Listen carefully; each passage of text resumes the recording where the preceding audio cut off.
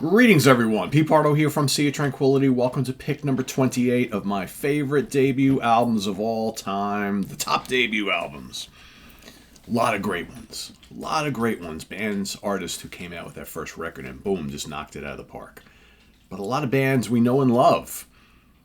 Maybe that debut album wasn't so great, right? They don't make the cut. They didn't really hit their stride till that second, third, or sometimes even fourth album.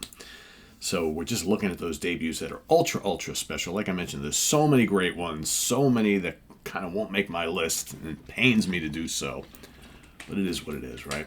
I do want to mention before I get started, congratulations to my New York Mets, who beat the Milwaukee Brewers last night in a thrilling best 2 out of 3 series to move on to the next part of the postseason, the playoffs, to take on the Phillies. So yeah, I was all doom and gloom last night, man. Went into that ninth inning, they only had 2 hits and hadn't scored any runs, and boom, the polar bear Pete Alonso strikes, and yes, we win the game. Gotta love it, gotta love it. Team of destiny, I think.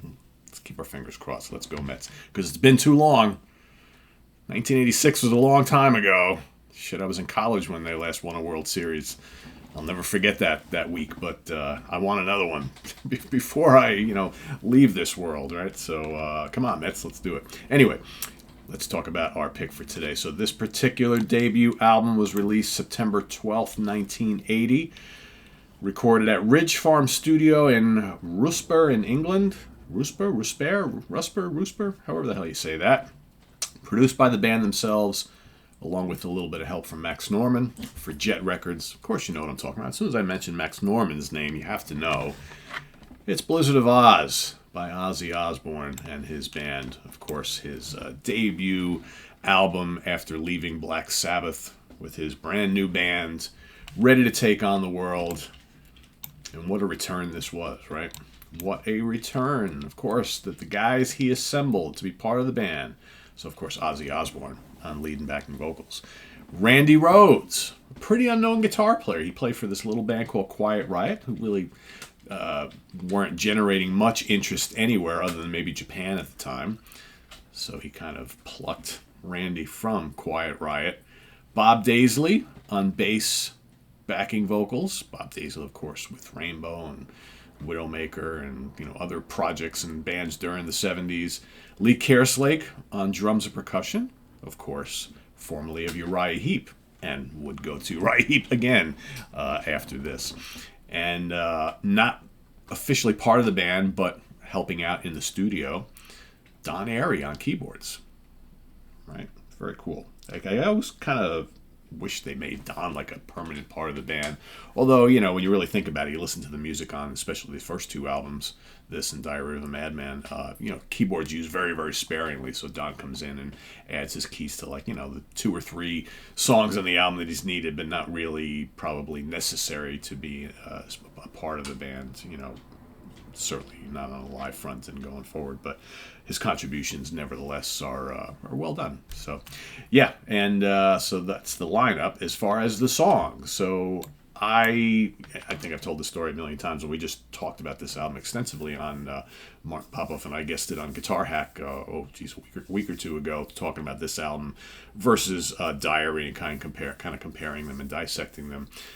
I still remember the first time hearing stuff from this on the radio. Again, no internet back then. This is 1980. I only just started getting into Black Sabbath like a year before. So it was just weird to see the Heaven and Hell album come out and then this, and it's like, well, wait a second, that's got a different guy singing for Sabbath, and Ozzy's doing his old thing. Well, what happened here? So unless you were regularly reading the magazines and kind of getting caught up on stuff, and even the magazines, Hit Parade or Cream Circus and all that sort of stuff, by the time those came out, whatever news was printed in them was already old. So it was just kind of like, all right, Ozzy solo, he's got his new band, all right, whatever. And I had to follow both bands. Heaven and Hell is great. This is great, right? Remember first, No, I Don't Know, right? Kicking off the album. Barnstormer of a song. Just love that riff. So good. Randy's so great on here. And all of a sudden, this little guitar player from an unknown band called Quiet Riot thrust into the spotlight. Crazy Train, arguably one of the signature songs of this lineup and Randy in general. so good. I mean, Crazy Train has just taken on a life of its own over the years. Then you got the kind of lush ballad "Goodbye to Romance." I was never really a big fan of that. Apparently, that's his, saying goodbye to the Sabbath guys. All right, so I'll see ya.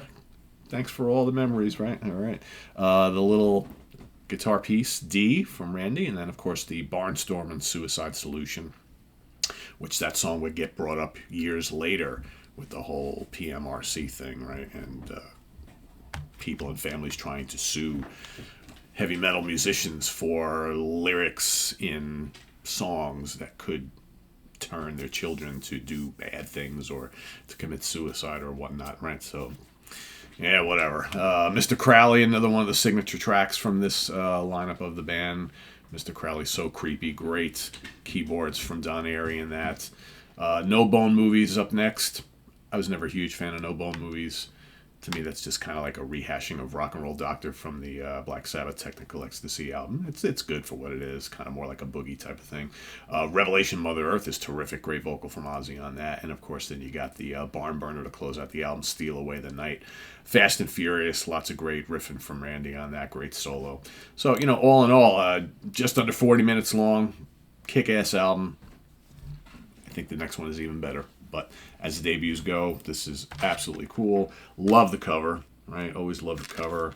Love that shot, too. Like, don't get to see Lee, which kind of sucks, but yeah. So, charting position and things. Canada, this made it to number 8. UK album charts made it to number 7.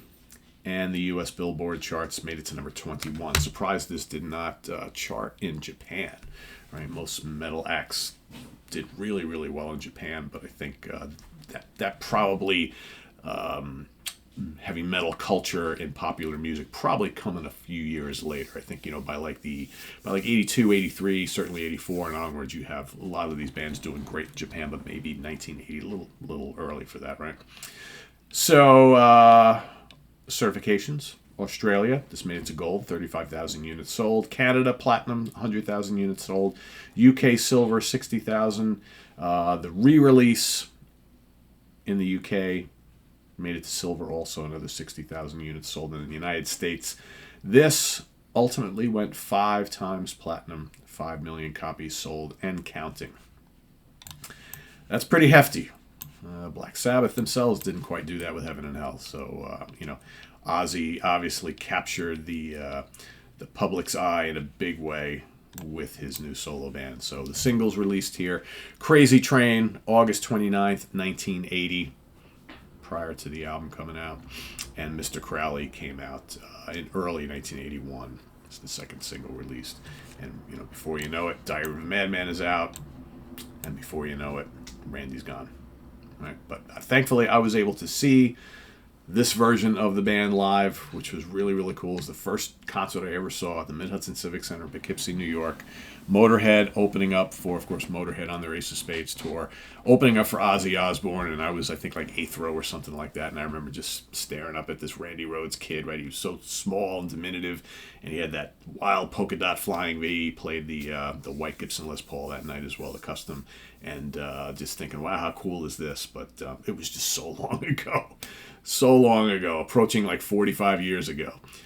So like my memory of that evening, other than some like fleeting moments, are pretty vague because it's just so long ago. But I remember, like, it's almost like, you still shots.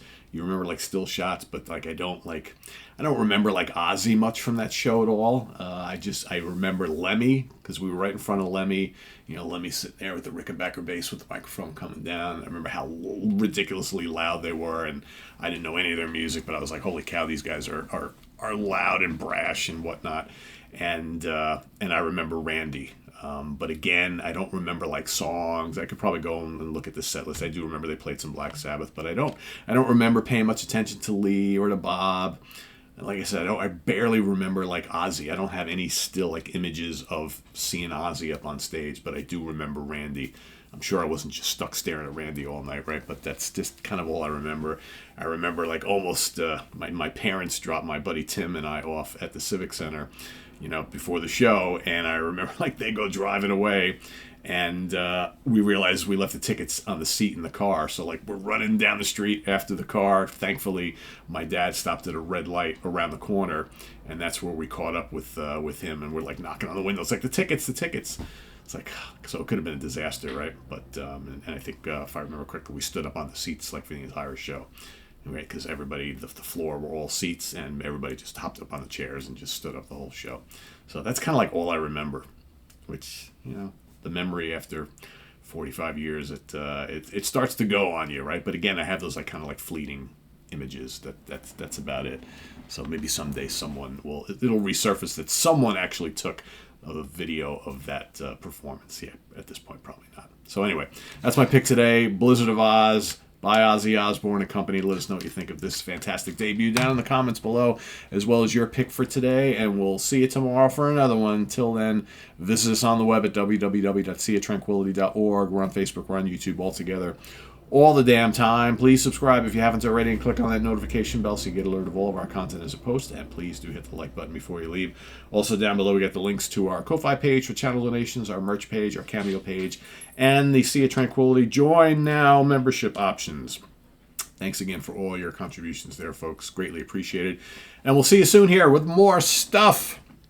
Martin Popoff and I coming up, entering the Funhouse in just a little bit. We've got a pretty fun, hopefully anyway, Queen-related program for you. Actually, we've got 2 Queen programs, one this week and one next week. So stay tuned for that. We've got the Professor's Picks coming up later today. Ken's going to show you cool new releases that are coming out today. And we've got 4 Fusion Friday tonight. It's going to be a guitar-centered program for all of you who love kind of like the LA 70s fusion sound. We've got albums from Lee Rettenauer, Larry Carlton, Robin Ford, and Steve Kahn. Do not miss it. Fun show. That's coming up tonight. Tomorrow, of course, we have the UK Connection. Another fun episode from Simon, Steven, and myself. It's the Power Metal episode. We're going back to 1997. We're picking our 3 favorite power metal albums each from that year. And then Sunday, Grant Arthur's coming back. We will be ranking the albums, our top 10 favorite albums from the great country rock band Poco.